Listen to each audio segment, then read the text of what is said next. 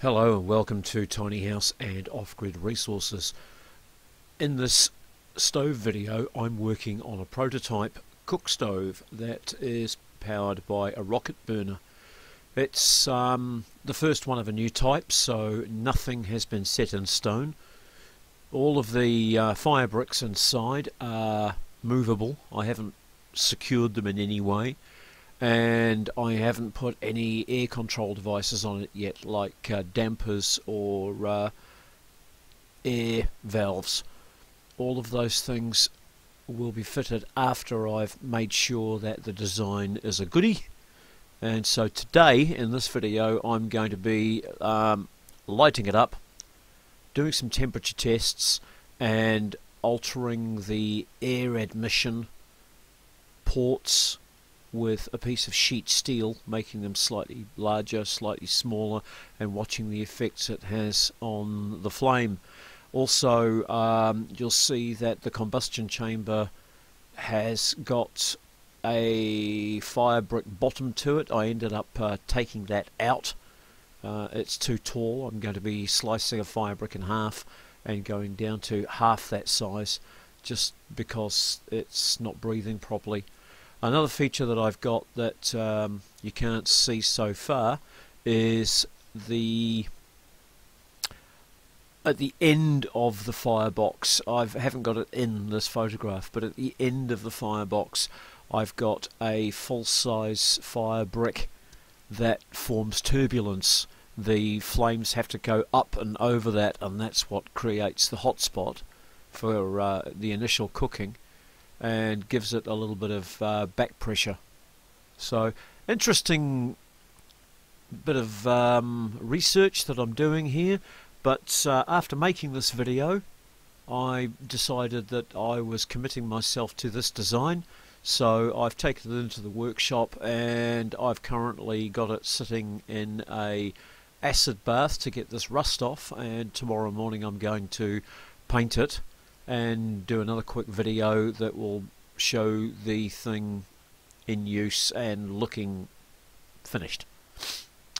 After that, the next thing I'll be doing is making a ceramic tile oven that will go beneath it on a small set of legs, so that the whole thing can then be taken indoors and used in a kitchen to cook meals on and do a little bit of baking. I'll be swapping out the one that I've got in my little tiny house and putting this one in and running it for a few months, well certainly for the rest of the winter, another month or so, to see how it goes. Lighting a rocket stove is quick and easy. One sheet of newspaper, lightly scrunched. That goes in first, and that goes in behind the first lot of sticks, so that as it's lit from the bottom the flame will draw through the sticks. Now when I light it, for a moment the flame will come out the top, and then the draw will start and it will suck the flame back down inside, and from then on we're rocketing. There's the flame sticking out the top, and down it goes, and it's now getting sucked around inside.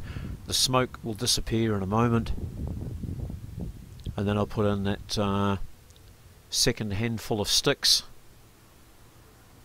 Everything happens very fast with a rocket stove. We'll have a bed of embers in no time, and then it's on to the sticks in the bucket. The sticks in the bucket should be about as thick as a man's thumb, and they're actually a little bit long. They need breaking up before they get put in, because once it's got a hopper load of sticks I like to put the lid on. Now there we go, it's running nicely. You can see the heat vapours coming out, no smoke at all, just the heat vapours. The temperatures up the top very, very cool. This is why it's important to use only the driest sticks, otherwise your chimney will get tarred up, because your chimney's running so cold, because all that lovely heat is getting pulled out and put into the fire bricks and the cooking plate. All the heat is kept in the stove. So there you go. You could lean on that. You can actually hold onto that flue pipe and stay holding on to it for quite some time.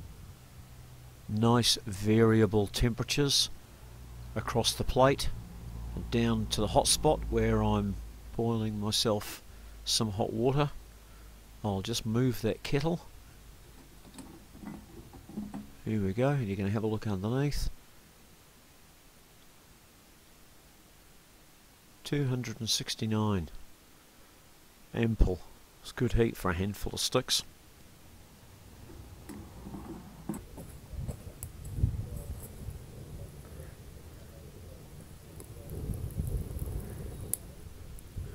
And there you go. This is all in real time, so we're about 3 minutes in, I think, and lots and lots of hot embers. I'll be making a door to go on here and a lid to go on here, and painting the thing tomorrow.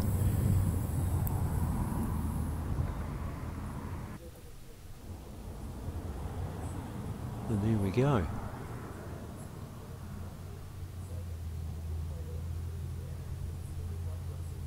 So as usual, if you found this video useful, please hit the like button.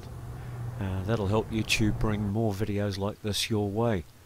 And don't forget, subscribe, and then you can keep an eye out for the next videos from Tiny House and Offgrid Resources.